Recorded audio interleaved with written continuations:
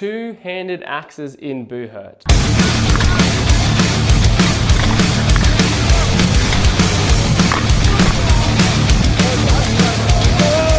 I have drastically changed the way I fight with a two-handed axe in Buhurt over my coming up to 8 years in Buhurt.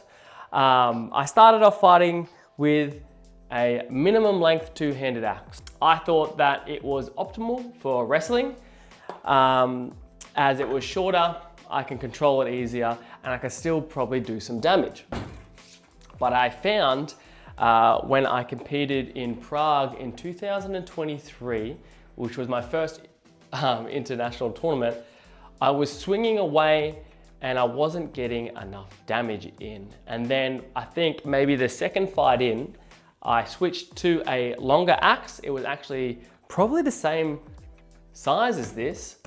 And I started dropping bodies.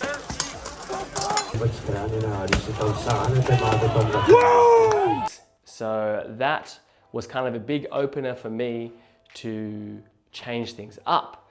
So I would recommend for anyone that wants to become better with a poleaxe fighter, I wouldn't say better, but improve the way you fight with a two-handed axe, so get better, is your minimum length, in my opinion, should be sternum.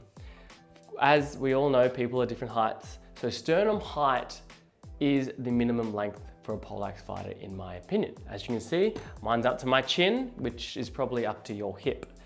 So I want to go through a few pointers on things that would make you a better two-handed axe fighter for Buhurt, and then maybe a few techniques. So a very quick video, just to go over things that I've learned just while I've got them fresh in my head. The first thing we'll go through is go through some techniques of swinging.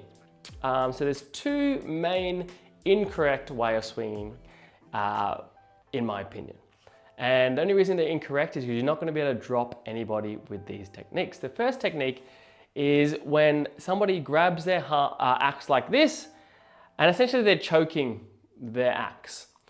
They come up to a target and they start swinging and they're just with their hands, and it literally looks like this. I'll probably put up some footage. And if it's of a new fighter, I'm not trying to insult you, it's just trying to give you a demonstration of the technique that's not going to work. So this is Kale. He's a pretty new fighter to the sport, so please, I'm not having a go at you, Kale. But you can see how it's all arm. And he's a scaffolder, he's a tradie, he's strong. But when you get arm and you're tired, as you can see, those strikes just aren't doing a lot. So you really need to get your hips into it. So that one there was pretty good. But the rest are just swinging with your arms. But yes, they're essentially just using their arms and no hip or body rotation. Whoopsies. The second one is they're coming out here and they're all hips. So they're just rotating their hips, trying to get, I guess, power through their hips. A lot of people start swinging their hips like that and not moving their arms because they'd be quite tired.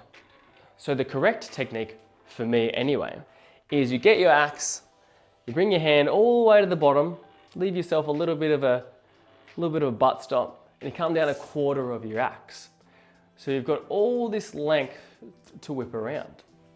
So when I come up to the target, I'm up here, I'm ripping this hand down to my hip. So I'm ripping it down to my hip and I'm twisting my hip and I'm cutting it through a target. So instead of cutting to, I'm cutting through. Now, the biggest thing you need to focus on is where you're hitting someone. So if you've got a target in front of you and your friend has pinned them up against a list, don't worry about hitting them in the shoulder, don't worry about hitting them in the head.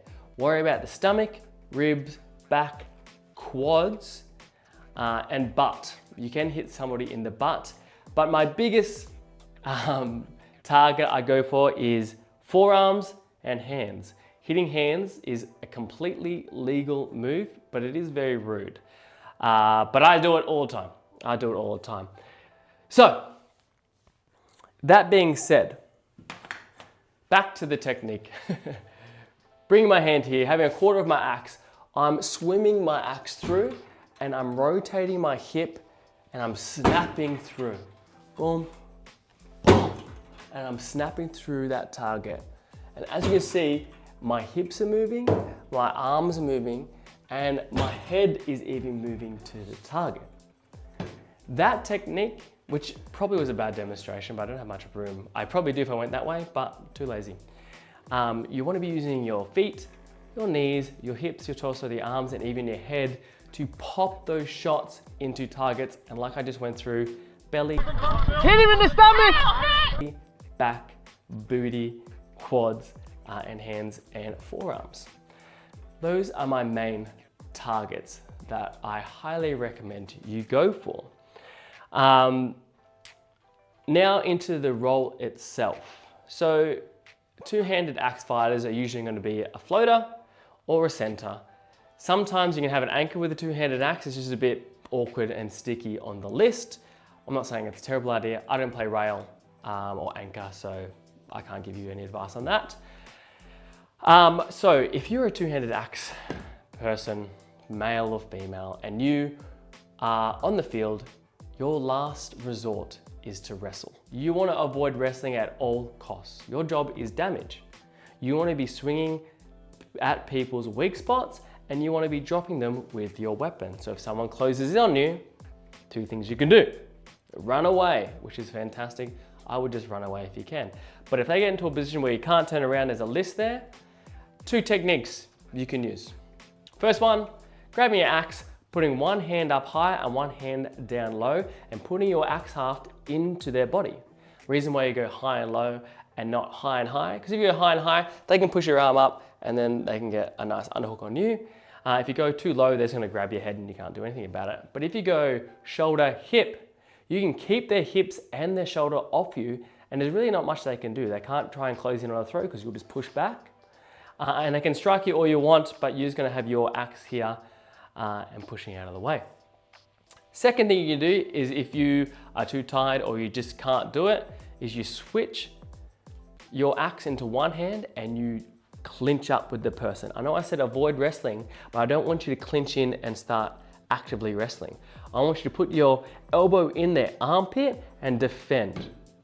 A cool thing about having your axe on the side is if another axe wielder comes at you, you've got this on the side, it's kind of protecting your whole side of the body. If you know they're going for your leg, just put it where your leg is and you got yourself another bit of protection, while your other side could be holding another opponent. Another thing you can do is that when you're in close and you put your elbow into their armpit, you can slide down and mess around with their weapon. If they have a one-handed axe, grab that haft and twist it and try and get it out of their hand, or simply just pull it out. If they've got a sword, grab their wrist and try and get the pommel of their sword. Say their axe. It is a bit hard, but if you can get the pommel of their sword, you can manipulate their sword and nearly most of the time peel off their sword and get it out of their hand. But if you can, if you're on the list as well, you can put their sword or their axe and put it behind them when you're wrestling. So say this is the list side, you grab their weapon and you just put it over their shoulder. It's a really good technique. So just to rehash on that, if someone's coming at you, either run away or one hand high, one hand low, keep them at distance, or if you have to engage, boom, slip your axe to one hand, elbow in the armpit, and then mess around their weapon or their shield or whatever it is, keep them at bay. When you're messing around with their weapon, they're not thinking about throws, they're worrying about their weapon most of the time. And the final tip for throwing with a two-handed axe, if someone is coming at you, because they will close on you if they don't want to get hit, is hit them to force them into throwing you, if that makes sense. So you want to hit them so they want to be like, oh, dang, I don't want to do that, and they run in. So when they run in, that gives you a perfect opportunity to do your soto.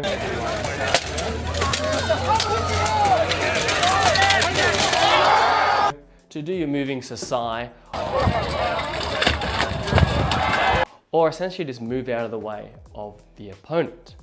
Give them a big hit him in the leg, hit him in the head if you want to. It doesn't have to be that effective, but just enough for them to be like, oh, I don't want that again. Come in, Asoto, Sasai.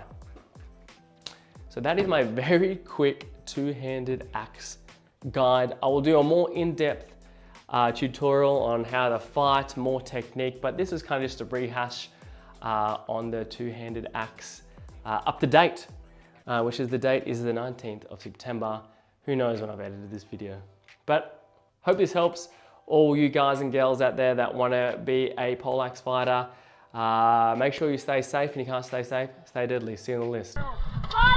Swing again, Kale! Use your axe, Kale! Use your axe! Hit him in the stomach!